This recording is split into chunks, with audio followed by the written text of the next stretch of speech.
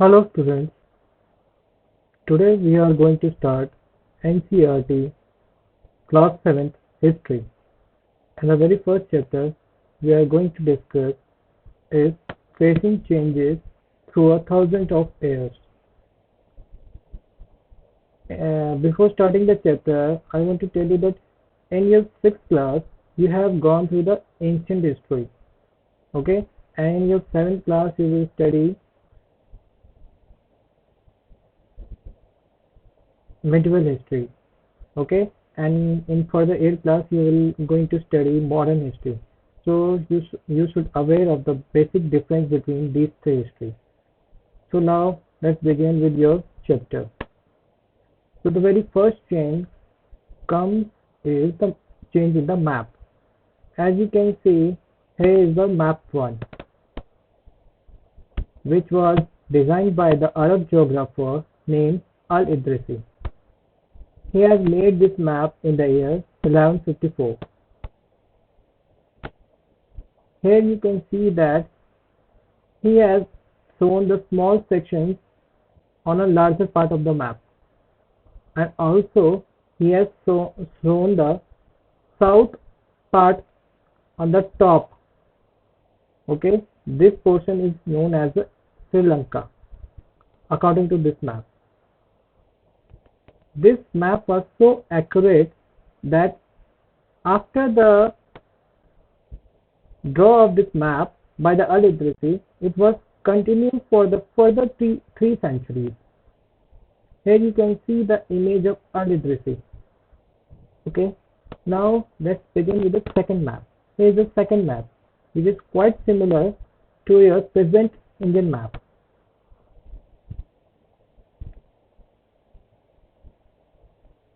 This map was made in the year 1720 by the French cartographer. Students, cartographer is a person who makes maps. Okay, the two maps are quite different even though they are the same area. In Al-Idrisi map, South India is where we would expect to find North India, and Sri Lanka is the island on the top. And also the places names were marked in Arabic.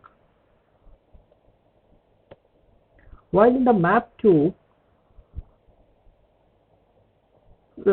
we could see some well-known places like Kannauj, though it is spelled as Kannauj. Okay, and this map was so important that it was used by the European sailors. Okay, during their voyage.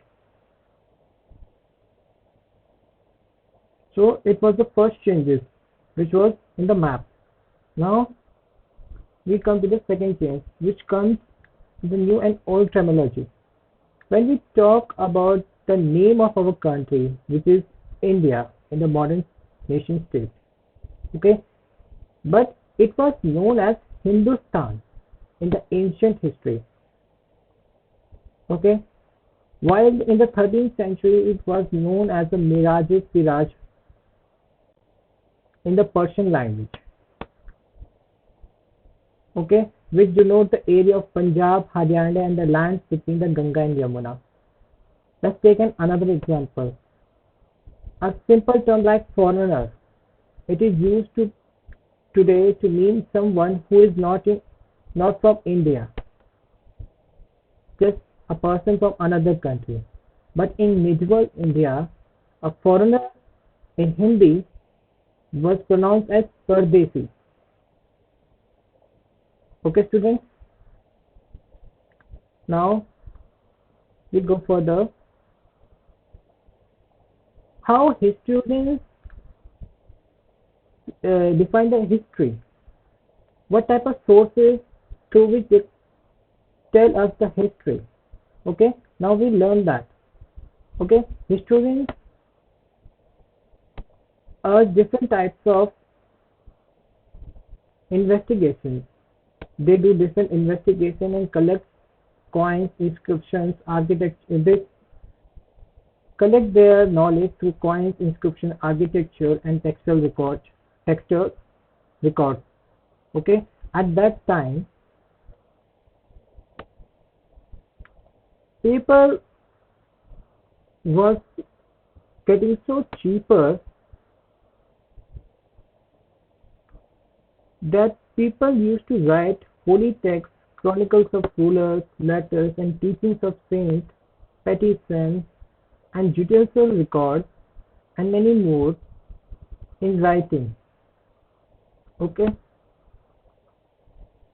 manuscripts were collected by the wealthy people, rulers, monasteries, and temples.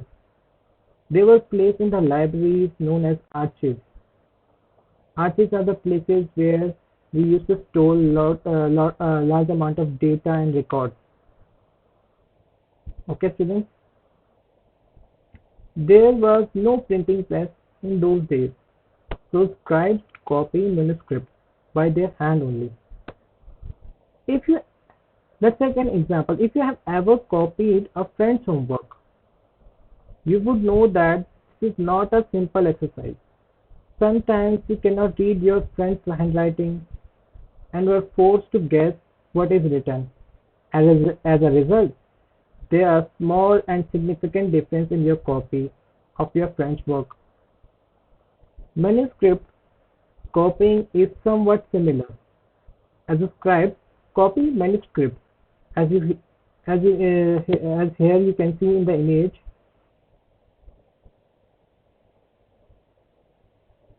As a scribe copy manuscript, they also introduce some small changes. A word here, a sentence here. These small differences grew over centuries of copying until manuscripts of some texts become substantially different from one another. Okay, this is a serious problem because we are rarely find original manuscript of the author today. So now we go further. Also, some changes and innovations came in the okay, like a fortune wheel, which is used for irrigation, spinning wheels, weaving, firearms in the combat. If you don't know, let me tell you. Before the first battle of Panipat, Indian used Indian battles. Most of the kings, emperors used to fight their battles with archery,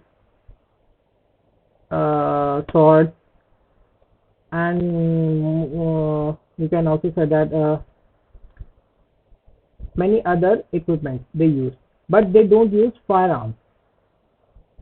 Firearms were introduced in India when the first battle of Panipat started, and it was Babur only who has started the use of firearms in India.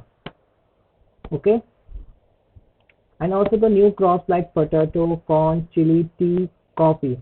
And let me tell you an interesting story of a tea. Have you ever imagined how tea has introduced in India? I know most of the students have to like to drink tea in the morning and also in the evening. Okay, have you ever think that how tea has originated in India? How does its plantation started in India? Okay, let me tell you a small story about it. A tea was accidentally produced. Okay, there was a emperor in China who was standing in his garden with a hot cup of water. Suddenly, some leaves from the plant fall into his cup of hot water, and suddenly that color of that water changes. He and then a tea has developed. Okay, and it was the Britishers who has found that tea and brought it in India. Okay, so tea has originally originated from the China, not in India. Okay, with the new innovations also there was some social groups also.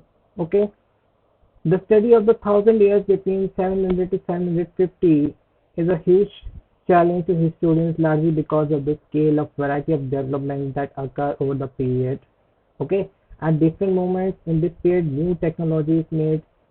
Okay, new social groups arises like Rajput from Rajputana.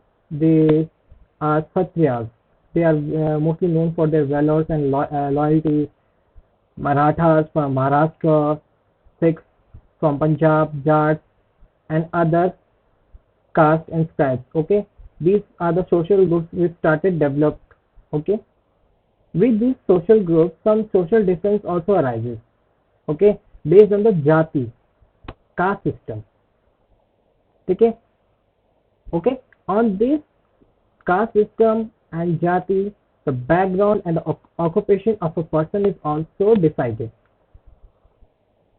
Okay, let's take an example of panchayat. Who will be the panch of the panchayat? Okay, who is the head of the panchayat will be decided on the basis of jati. Okay, caste. The higher caste person is only the person who will be the head of the panchayat. Okay, and the lower caste people has to work under him. Okay, uh, this is how they have decided that who will be punch and etc. Okay, occupation is decided on the basis of caste.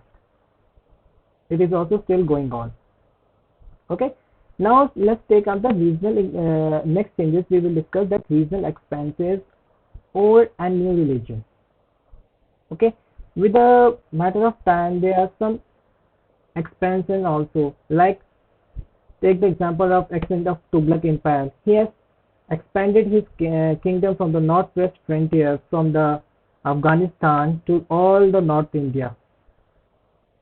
Okay, after his expansion, as we can see that he has started his expansion from the Afghanistan from Indus River to, and he has captured most of the North India. Okay, it was the extent of Tughlaq Empire. Okay, with his extension, okay, with this extension, he has also developed a new religion in India. Before the arriving of the Mughals and Muslim invaders, India is ruled by the Hindu rulers, and they have their own religion, like Hindu religion. But when the Muslim invaders come to India, they have changed many of the people's religions and converted them into Muslims.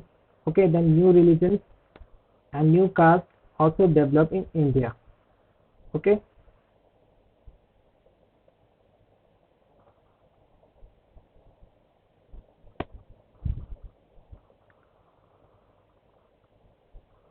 this is all about in this chapter. Okay, thanking thank you for your time, students.